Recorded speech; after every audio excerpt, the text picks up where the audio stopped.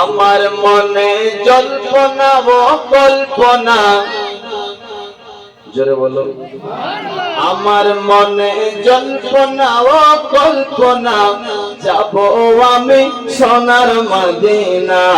আমার মনে জল্পনা ও কল্পনা, যাব আমি সোনার মদিনা।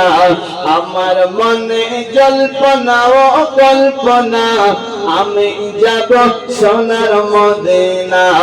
আমার মনে জল্পনা ও কল্পনা, যাব আমি সোনার মদিনা। সবাই যাব আমি সোনার মদিনা, সবাই যাব আমি সোনার মদিনা। নবী নবী নবী গো, আমার মনে জল্পনা ও কল্পনা, যাব আমি সোনার মদিনা, যাব আমি সোনার মদিনা। মনটাই আমার অনেক খুশি, নবীজিকে ভালোবাসি। জোরে বলুন সুবহানাল্লাহ। মনটাই আমার অনেক খুশি, নবীজিকে ভালোবাসি। মনটাই আমার অনেক খুশি, নবীজিকে ভালোবাসি। ভালোবেসে তৃপ্তি মিটে না, ভালোবেসে তৃপ্তি মিটে না। নবী নবী নবী গো, আমার মনে জল্পনা ও কল্পনা, যাব আমি সোনার মদিনা, যাব আমি সোনার মদিনা। জোরে বলুন সুবহানাল্লাহ। নবী তোমার নামে এত জাদু, ডাকিলে মনে হয় মধু। নবী তোমার নামে এত জাদু, ডাকিলে মনে হয় মধু। এই মধু কোথাও মিলে না, এই মধু কোথাও মিলে না। নবী নবী নবী গো, আমার মনে জল্পনা ও কল্পনা, যাব আমি সোনার মদিনা, যাব আমি সোনার মদিনা। জোরে বলুন সুবহানাল্লাহ। নবী তোমায় ভালোবাসে যারা, আল্লাহর ওলি হয় গো তারা। নবী তোমায় ভালোবাসে যারা, আল্লাহর ওলি হয় গো তারা।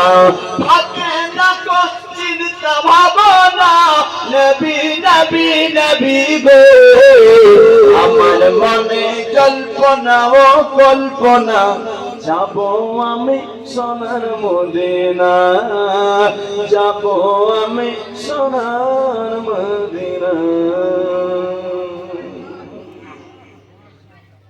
যাই হোক ব্রাদার ইসলাম মুআজ্জাজ সামাই,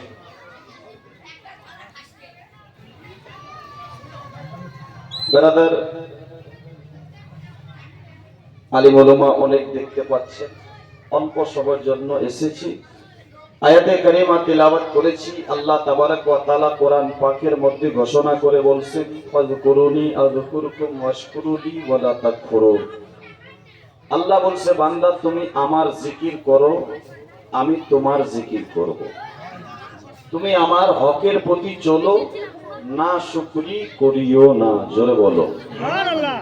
কিন্তু আজ দেখেন পৃথিবীর বুকে না আপনি আমি হকের প্রতি চলতে পারছি, না আল্লাহর শুকরিয়া আদা করি, না আপনি আমি আল্লাহর জিকির করতে পারছি, না আল্লাহকে রাজি করতে পারছি। ব্রাদার বন্ধুগণ ভাই, আজ আপনার আমার বড় বড় জলসা সাজায়, সাজায় না? পীর সাহেবকে দাওয়াত করব, হুজুর সাহেবকে দাওয়াত করব। ব্রাদার বন্ধুগণ, কিন্তু গুরুত্বপূর্ণ কথা আজ আপনি শুনেন। আজ জালসা সাজিয়েছেন, হয়তো আপনার 2 লাখ টাকা খরচ করেছেন, 1 লক্ষ টাকা খরচ করেছেন, কিন্তু কাল কিয়ামতের ময়দানে হাসরের দিন আপনাকে জালসা করেছেন কি করেননি এ নিয়ে প্রশ্ন করা হবে না, এ নিয়ে প্রশ্ন করা হবে না। আপনাকে জিজ্ঞেস করা হবে না যে আপনি জালসা করেছেন কি না, আপনাকে জিজ্ঞেস করা হবে না যে আপনার 50,000 টাকা দিয়ে গরু কিনে আপনি মিলাদ করেছেন কি না। মুসলমান, জালসা করা খারাপ নয়, মিলাদ করা খারাপ নয়, করবেন ভালো, না করলে গুনাহ নাই, করবেন সওয়াব আছে, না করলে গুনাহ নাই। বেরাদার, ফরজও নয় আপনার, মুস্তাহাব, আপনার এটা কোনো জালসা করা ফরজও নেই এবং কি ওয়াজিবও নেই, সুন্নতও নেই, মুস্তাহাব, মুস্তাহাসান। যদি করেন তো সওয়াব, যদি না করেন তো কোনো গুনাহগার নাই।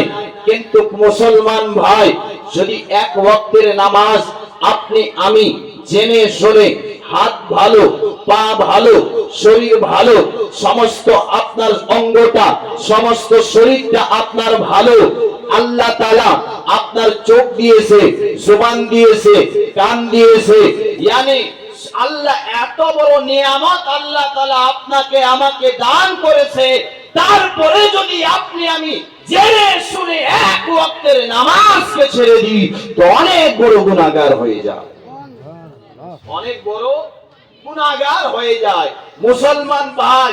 কিন্তু আজ দেখবেন পৃথিবীর বুকে জালসা হয় কিন্তু নামাজ ওই ইমাম সাহেব আর মুয়াজ্জিন সাহেব, তাই কি না? এই ঠান্ডার দিন তো ইমাম সাহেব আর মুয়াজ্জিন ছাড়া আর কেউ নাই।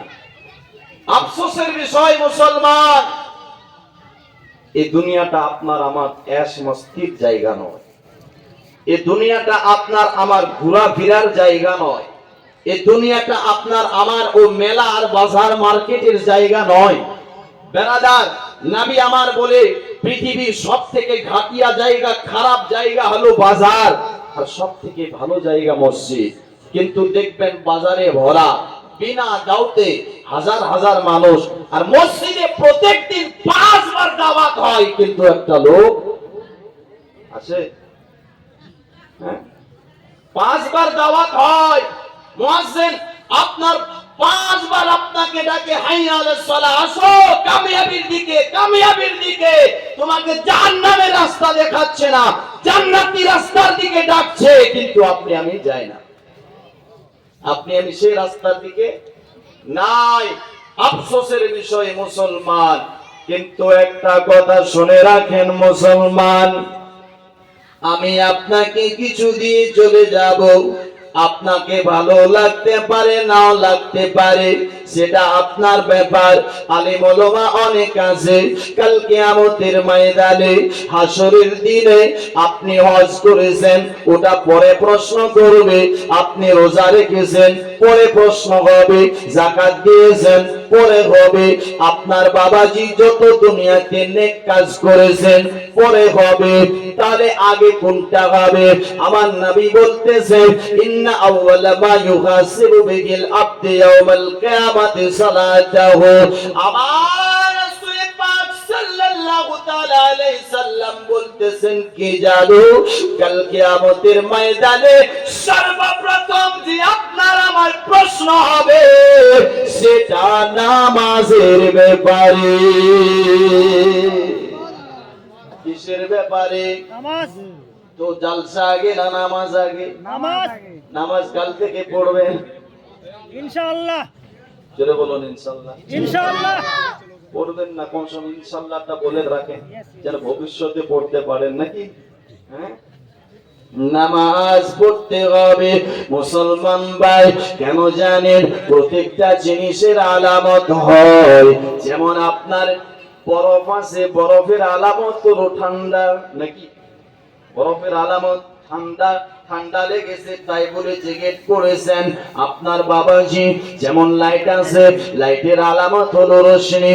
যেমন আপনার বাবাজি ফুল আছে, ফুলের পেহচান হলো গোলাপ, আপনার ফুলের পেহচান হলো খুশবু, যেমন রোশনি আছে, চাঁদ আছে, চাঁদের পেহচান হলো আপনার বাবাজি রোশনি, তেমনি আপনার মুমিনের পেহচান হলো নামাজ। আমার নবী বলছেন কুল্লি শাইইন আলামুন আলামুল ঈমানি আস-সালাত, yani প্রত্যেকটা জিনিসের আলামত হয় আর মুমিনের আলামত নামাজ হয়। জোরে বল সুবহানাল্লাহ। মুমিনের আলামত কি? নামাজ। নামাজ। কিন্তু সব আছে, নামাজ নাই। সুদ আছে, জেনা আছে, শরাব আছে, নাজায়েজ কাম আছে, গরিবের হক মারা আছে, গরিবকে ঠকা আছে, গীবত আছে, মা বোনেরা বেপরদেগি চলে, দুনিয়ার সব আছে, নামাজ নাই। যেটা লাগবে না সেটা আছে, আর যেটার দরকার সেটাই নাই, তাই কি না? যেটার দরকার সেটা নাই। আজ বলে বিপদ, আজ বলে এরকম, আজ বলে জালিম সরকার, এই জন্য এনআরসি হচ্ছে, এই জন্য এসআইআর হচ্ছে। না না মুসলমান ভাই, একটু আপনাকে আমি শোনাই। আপনার ঈসা নবী আল্লাহর পয়গম্বর একদিন রাস্তা দিয়ে হেঁটে হেঁটে যায়, যেতে যেতে যেতে যেতে যেতে দেখতে পাচ্ছেন একটি গ্রাম, যে গ্রামের মানুষকে দেখে খুব আনন্দ আসে। আনন্দ থাকবে না কেন? দেখতেছে ওই গ্রামে আপনার ঝর্ণার পানি দিচ্ছে, শুধু তা নয়, দেখতেছে ফসলগুলো খুব আপনার সৌন্দর্য, দেখছে গাছপালা আপনার খুব সৌন্দর্য সবুজ রঙের, এ দেখতে পেতে নাই আপনার ঈসা নবী সবাইকে আনন্দ দেখে ঈসা নবী আনন্দ খুশি হয়ে সেখান থেকে চলে যায়। যখন চলে গেল আপনার কয়েক বছর পরে ওই রাস্তা দিয়ে আবার ঈসা নবী হেঁটে হেঁটে যায়, যেতে যেতে যেতে দেখতেছে মুসলমান যে গ্রামের মানুষেরা আপনার খুব আনন্দ ছিল, ওরা যেন পরেশান হয়ে গেছে। যে গাছ দেখেছিল সবুজ রঙের চলে আংরা হয়ে গেছে, যে দেখেছিল আপনার ঝর্ণার পানি দিচ্ছিল, ঝর্ণার পানি বন্ধ হয়ে জমিটা ফেটে গেছে। দেখছে যে ফসল দেখতে খুব ভালো ছিল, ফসলগুলো চলে গেছে। মানুষ পিপাসায় ক্লান্ত, মানুষ পরেশান, মানুষ আপনার পরেশান, একই পরেশান। হযরত ঈসা নবী চিন্তায় পড়ে গেল, রব্বুল আলামিন পাক পরওয়ারদিগার মাবুদ বিনে আমি আজ থেকে কয়েক বছর আগে আমি এখানকার মানুষকে দেখেছিলাম, খুব আনন্দ ছিল, এরা খুব খুশি মানাতো। আজ এরা এত কষ্ট কেন আছে? এরা আজকে এত বিপদে কেন আছে? আমার আল্লাহর তরফ থেকে ওহী আসতেছে রে ঈসা,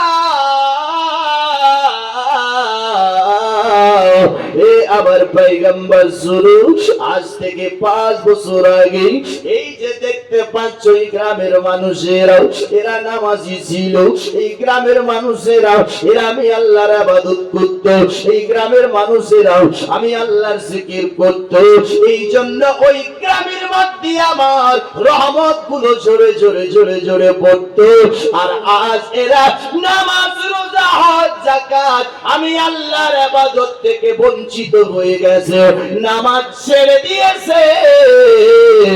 আমি আল্লাহ আমার রহমত উঠিয়ে নিয়েছি।